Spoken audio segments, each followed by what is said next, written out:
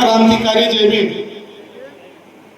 तथागत भगवान गौतम बुद्ध, विश्ववंदनीय परमपूज्य डॉक्टर बाबासाहेब आंबेडकर, महात्मा ज्योतिबा, महात्मा क्रांती, महात्मा ज्योतिबा फुले, आरक्षणाचे जनक शाहू महाराज, लोकशाही अण्णाभाऊ साठे, माता रमाई, माता भीमाई, माता गौतमी, माता प्रजापती, माता जिजाऊ यांच्या त्यागाला मी प्रथम पंचांग प्रणाम करतो। आज एक मी माजी सैनिक आणि बाबासाहेबांचं रक्त, मी जरी सैनिक संघटनेचं काम करत असलो, सैनिक संघटनेत आहे, सैनिक पक्षात आहे, पण आज माझं भीमाचं लेकरू बाबासाहेबांचं रक्त 40 गाव मध्ये आले आहे।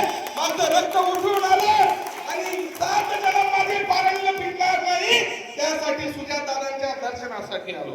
दादा त्या दिवशी धावत्या भेटीत मला धुळ्याला भेटले, माझं मन गरवरून गेलं की मी माझ्या बाबासाहेबांना भेटलो। आज माणूस म्हणून जन्माला आलो होतो, पण माणूस म्हणून जगण्याचा अधिकार नव्हता।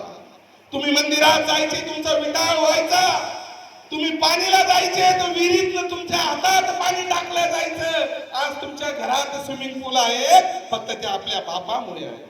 तर हा विचार करा, निश्चित रूपी सांगतो, ही आपलं घर आहे, हक्काचं व्यासपीठ आहे।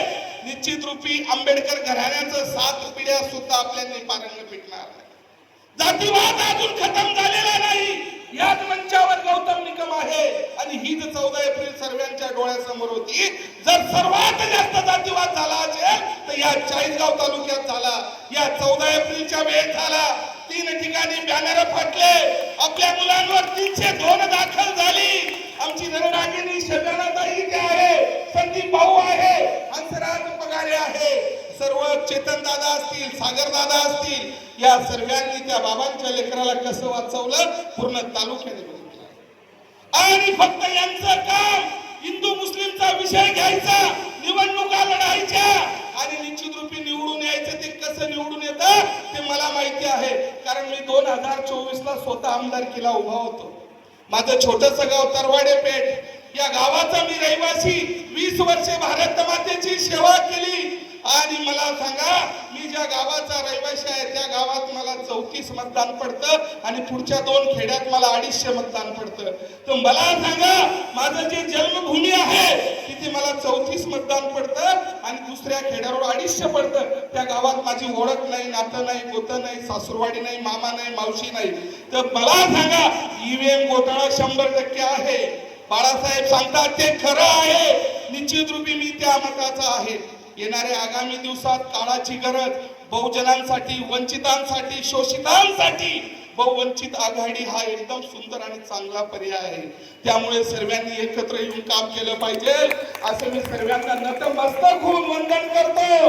कारण काय वैराची आहे, नेटचे दादांनी आताच सांगितलं, नेटचा पेपर फुटला, बऱ्याचशा विद्यार्थ्यांनी आत्महत्या केल्या, राम मंदिरचा 200 कोटी चंदा गायब झाला, राम मंदिरचा, ज्या ठिकाणी सीसीटीव्ही कॅमेरे आहेत। तुम्ही मला सांगा, अजून कोणी खबर घेत नाही। नहीं तो ये सांगतात, हम हिंदुत्व के लिए लड़ रहे, हम ऐसा करेंगे, अभी तुम्हारे को क्या साथ सुन गया मुस्लिम मेंढको, तो अभी चंदा कहाँ चला गया उसके बारे में बोलो ना। मैं बोलता हूँ धीरेन्द्र शास्त्री को वो चिट्ठी निकाले और बताए कि चंदा कहाँ चला गया। तो बहुत मुश्किल है। त्याच्यामुळे माझं वंदन आहे, माझं कुठल्या पक्षाबद्दल, कुठल्या नेत्याबद्दल, कुठल्याबद्दल मनोवाद्याबद्दल माझं गलत बोलणं नाही, पण बहुजनांनी एकत्र येणे काळाची गरज आहे। मी हात जोडून सांगतो, 40गाव मध्ये 45 वर्ष राखीव आमदार होता, राखीव म्हणजे बिलकुल एसी कॅटेगरीचा। आज 40गावचं मतदान आहे बहुजनांचं 65,000, किती 65,000। आपण चांगल्याला टप देऊ शकतो, पण आपल्या लोकांमध्ये झाले खाय मटन आणि दाब बटन, खाय मटन आणि दाब बटन, मोठी बाटलीवर विकले जातात। पण ज्या वेळेस तुमच्यावर अन्याय अत्याचार होतो तेव्हा तुम्हाला बाळासाहेब दिसतो, सुजातदादा दिसतात, बहुवंचित आघाडी दिसते। ज्यावेळेस तुमच्यावर अन्याय अत्याचार होतो त्यावेळेस तुम्हाला बहुवंचित आघाडी दिसते। आज एवढं मोठं विधानसभा क्षेत्र आहे, इथे आम्हाला गर्दी माऊली नको पाहिजे होती, पण आलेल्या सर्व मान्यवरांना मी सांगतो, आम्हाला गर्दी नको, आम्हाला दर्दी पाहिजे। आणि या बहुवंचित साठी दर्दीच लोकांची गरज आहे। निश्चित रूपी सर्वांनी मला 2 शब्द बोलायचा मौका दिला। सुजातादांना आपल्याला ऐकून घ्यायचं आहे, युवा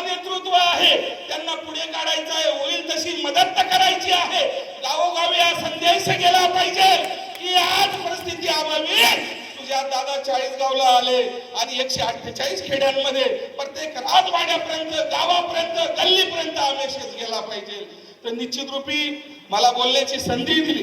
जेव्हा जेव्हा कुठे बहुवंचितचा विषय असेल, मी सर्व पदाधिकाऱ्यांना सांगतो, या भीमाच्या सैनिकाला आदेश करा.